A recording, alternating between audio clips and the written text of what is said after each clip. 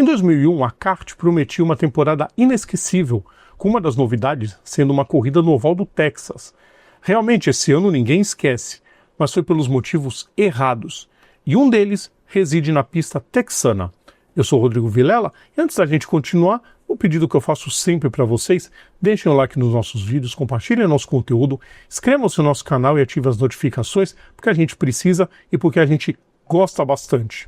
Eram tempos de animosidade entre a kart e a IRL. A filosofia de ambas as categorias era distinta. A intitulada Fórmula Mundial mantinha seus grandes pilotos e equipes, enquanto o grupo criado por Tony George após a ruptura em 1995 focava em disputas apenas nos ovais, entre eles as 500 milhas de Indianápolis. Aliás, a prova lendária, que havia ficado 4 anos relegada somente aos pilotos da IRL, abriu suas fronteiras em 2000, convidando pilotos e equipes da kart.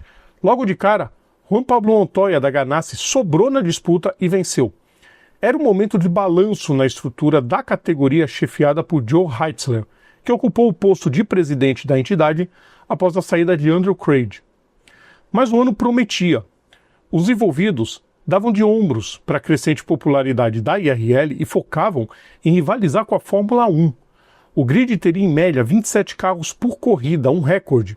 O bicampeão Alessandro Zanardi voltou após o fracasso na Williams e depois de ficar um ano parado por causa do contrato. E a categoria ainda faria sua estreia em solo europeu, com 2 ovais construídos pensando na categoria, Lausitz Ring e Rockingham. Seriam as primeiras provas no continente com curvas para apenas um lado, desde que as pistas de Sitges e Brooklands haviam sido desativadas. No meio disso tudo, uma corrida que prometia ser a mais badalada do ano, as 600 milhas do Texas, no oval situado na cidade de Fort Worth. Com curvas inclinadas em até 24 graus, a pista não era atrativa quando foi aberta, na segunda metade dos anos 90. Mas depois de muitas negociações, a categoria resolveu fechar um contrato de 3 anos. A NASCAR e a IRL já corriam no circuito, e as provas costumavam ser boas. O problema é que a kart não enfrentava um oval com curvas tão inclinadas desde 1983, quando correu em Atlanta, um circuito muito semelhante ao Texas. Muitos vão argumentar que a categoria corria em ovais muito mais velozes, como Michigan e Fontana, onde facilmente se passava de 380 km por hora. Mas as curvas não tinham tanta inclinação, e há a questão do tempo de aceleração, e principalmente da força G aplicada nos pilotos. Por causa disso, a categoria começou a se preparar antes, já em dezembro de 2000. Kenny Brack completou 100 voltas com uma média de 362 km. A força G medida atingiu picos de 4,5 G, o que é considerado aceitável. Com base nos dados obtidos, a organização definiu a diminuição da pressão do tubo de 1,35 para 1,25 bar, e todos os carros deveriam usar um dispositivo Hanford na asa traseira, que gera maior arrasto aerodinâmico e reduz a velocidade. Outros testes foram realizados em fevereiro, já com essas mudanças, e os carros chegaram a uma média de 363. A coisa começava a preocupar. Até porque os testes foram feitos com uma temperatura bem baixa, completamente o oposto do que eles enfrentariam no fim de abril. Outro fator descoberto depois e completamente inaceitável para uma categoria do porte da kart era de que Brack não andou no limite. Então todos aqueles dados não serviram de nada. Os pilotos reclamaram da pista estar muito áspera, então a direção do Texas Motor Speedway fez um tratamento para tornar a pista mais lisa. Mas o depoimento mais grave veio de Maurício Gugelmin, que alertou que a velocidade estaria muito mais alta quando fosse para valer e que a configuração das asas não estava adequada. Todas essas vozes sumiram como eco na cabeça dos dirigentes, que pouco se importaram. Então, o primeiro grande golpe veio nos treinos livres. No dia 27, na sexta-feira, Tony Kanaan cravou a volta mais rápida, com uma média de quase 376 km na primeira sessão. Ao sair do carro, relatou que sentiu tonturas, mas não só ele. Vários relatos de problemas foram capturados pelos comissários, entre eles de Chris Neifel, comissário-chefe da kart e diretor de competição daquele ano. A maior parte desses comentários era de desorientação espacial. Neifel já havia ficado espantado com a inclinação da pista e começava a se preocupar mais ainda com o estado dos pilotos logo após o primeiro treino livre. Patrick Carpentier teve náuseas e vômito após sair do cockpit. Oriol Serviat disse que sentiu uma força impossível de se acostumar e que o cérebro parecia não receber energia o suficiente para processar as informações necessárias. Hélio Castro Neves também relatou tonturas e que ficou com muitas dúvidas enquanto estava na pista. Em circunstâncias normais e com gente decente lidando com tudo isso, já seria um bom motivo para se fazer algo. Mas ninguém deu muita bola para isso. E aí, na segunda sessão, Gugelmin estraçalhou seu carro a mais de 360 por hora e uma força de, ouçam bem, queridos seguidores, 113 G. O paranaense da PAC West afirmou que desmaiou dentro do carro durante o impacto. Ele teve várias lesões e ficou impossibilitado de voltar a correr naquele fim de semana. Os tempos de volta seguiam baixando, ou seja, a velocidade aumentava cada vez mais. Nicolas Minassian disse que se sentiu em uma montanha-russa. Scott Dixon, estreante na temporada, se assustou com os relatos e olhares assustados dos veteranos e que caiu na real de que aquilo não era nada bom. Neifeld afirmou em entrevista que Gugelmin, depois de bater, se arrastou por uma distância 3 vezes maior do que em ovais maiores, o que dá uma dimensão do quão rápido eles estavam indo. Os pilotos fizeram uma reunião entre eles a portas fechadas logo após as sessões de sexta-feira. Steve Ovey, médico da categoria, relatou que pilotos, 3 deles de conhecimento, Alex Zanardi, Carpentier e Canaan, relataram tonturas com as velocidades tão altas. O problema maior de tudo era que os pilotos davam a volta em aceleração plena, sem nenhum refresco, diferente de ovais já citados. Isso, somado à alta velocidade dos carros e à inclinação elevada, causavam uma força G extremamente excessiva. Ovey recordou a todos que o corpo humano só aguenta continuamente uma força de 4,5 G lateralmente e que eles teriam que correr 248 voltas a uma força semelhante e de forma contínua. O sangue fica concentrado em um lado do corpo e os pilotos começam a enxergar tudo cinza, perdendo a orientação de espaço. No sábado, a situação só piorou.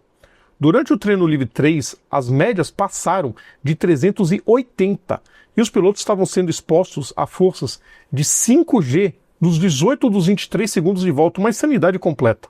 Cristiano da Mata foi mais um que bateu com violência, mas saiu do carro ileso, fisicamente, porque disse também sentir o corpo estranho.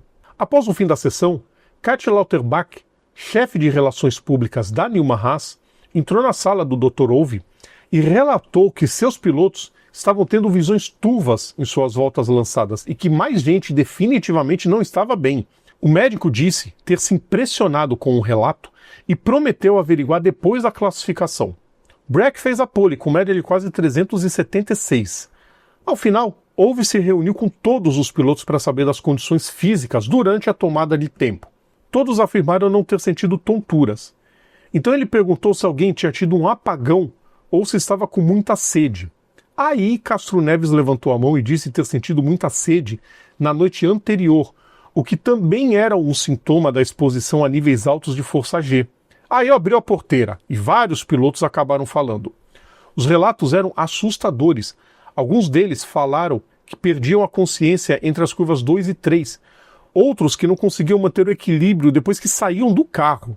Richard Jennings, professor de medicina da Universidade do Texas e que chegou a trabalhar na NASA, quase que entrou em pânico ao saber dos relatos. O diagnóstico mais grave do quadro apresentado era que os pilotos conseguiam continuar a fazer o traçado apenas pela memória muscular. Os relatos sobre isso é que a exposição a mais de 5G por um período de 30 segundos provocava esse efeito. Ovey chegou a detectar 5.5G laterais e 3.5G verticais, uma quantidade absurda que seria humanamente impossível de resistir. Foi aí que finalmente a diretoria da kart num todo cogitou pela primeira vez cancelar a prova. Mas os donos de equipe e principalmente os representantes das fábricas de motores se recusaram e queriam achar uma solução. Honda, Toyota e Ford haviam investido muito, na casa de dezenas de milhões de dólares, em seus programas de motor V8 turbo alimentados. Então, óbvio, não queriam encarar um cancelamento sem ao menos tentar uma saída. No Texas, as rotações batiam fácil nos 15.800 RPM. Várias reuniões foram realizadas, mas não existia acordo. Uns sugeriram colocar chinquenes, o que soa bizarro no circuito oval e vendido para ser uma etapa em oval. Outros pensavam em diminuir a velocidade dos carros ainda mais. Só que com motores feitos para extrair o máximo de seus 900 cavalos, uma medida dessas é um convite para que eles tivessem falhas aos montes.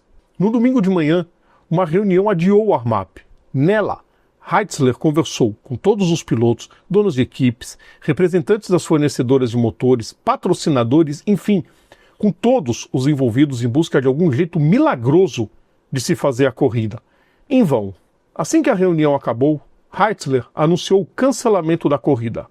Houve reforçou a força G excessiva e que não seria nada seguro realizar a corrida, ressaltando que, abre aspas, a corrida teria que ser interrompida a cada 20 voltas para que os pilotos pudessem se recuperar, fecha aspas.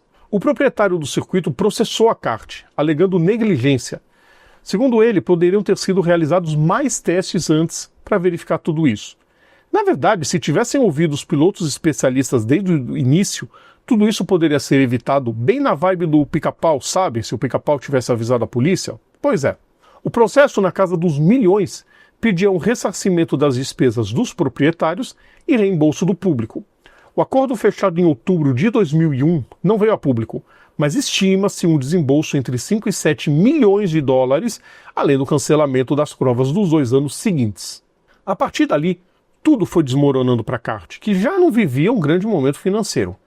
Depois vieram os problemas com a chuva nas etapas europeias, o acidente quase fatal de Zanardi em Lausitzring, o desempenho pífio dos pilotos estadunidenses que espantava o público e a debandada dos times para a IRL.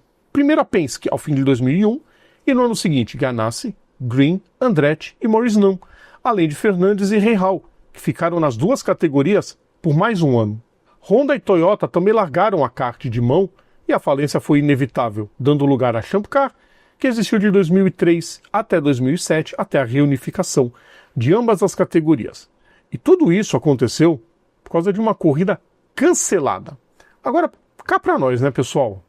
Os dados sendo acobertados naquele primeiro teste do Kenny Brack, se fosse botar na real tudo aquilo que aconteceu, talvez em dezembro alguém já teria sugerido, gente, não dá para correr nesse circuito.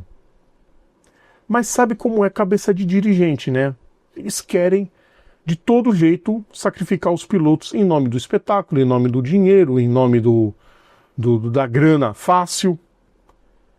Esse cancelamento foi desgringolando completamente e a IRL deu risada de tudo isso, né? Principalmente depois da debandada dos times. E aí acabaram só ficando Newman Haas e Forsythe. Depois, com a reunificação, mais equipes acabaram até falindo. E pior é que depois eles cometeram o mesmo erro em Las Vegas, quando os pilotos diziam, não vai dar certo. Aí em 2001 tivemos aquela fatalidade com Dan Weldon. Aí, quem sabe, os dirigentes aprendem, porque geralmente eles só aprendem na tragédia. Foi o que aconteceu, eles aprenderam. Também demorou muito, né? Porque quando já vinha pedindo para ser retirada, só foi retirada depois da morte do Just Wilson, do acidente terrível com o Robert Wickens, do quase acidente terrível com o Takuma Sato um ano depois. Dirigentes de esporte a motor não aprendem, é uma pena. Enfim, pessoal, vocês gostaram da lembrança? É uma lembrança ruim pra caramba, né? Porque a Fórmula Mundial era legal pra caramba, né? Na época da kart. Os carros eram maneiros, as pistas eram maneiras. Ainda bem que pelo menos agora a Indy pegou muitas dessas pistas e voltou a fazer um calendário com as mais tradicionais, ainda bem. Enfim, pessoal, semana que vem tem mais lembrança. Semana que vem a gente volta com mais um vídeo aqui na quinta-feira. E lembrando sempre, sigam nossas redes sociais, @PVM Papo Veloz, tem aquela força pra gente, a gente fica feliz pra caramba com vocês. Então um grande abraço a todos e até o próximo vídeo. Tchau!